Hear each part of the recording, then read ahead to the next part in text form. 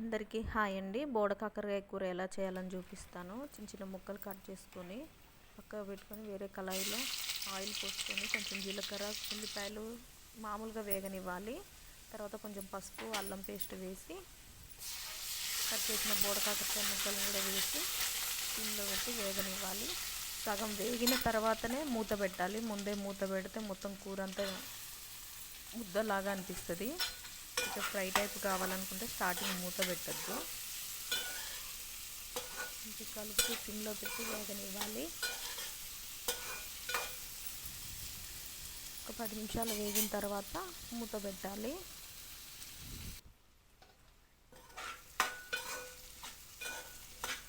మధ్య మధ్యలో కలుపుతూ ఉండాలండి, అడగంటకుండా.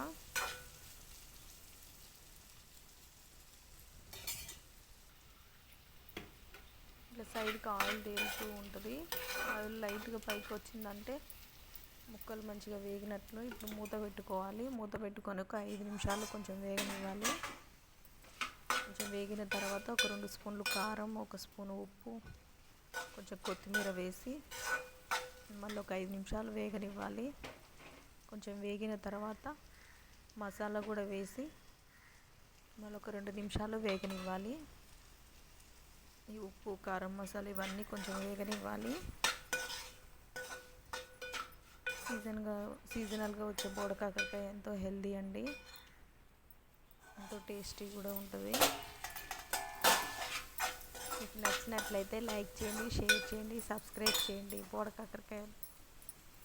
కాకరకాయ కూడా మీకు నచ్చినట్లయితే మరిన్ని వెరైటీస్ కావాలంటే కామెంట్ చేయండి.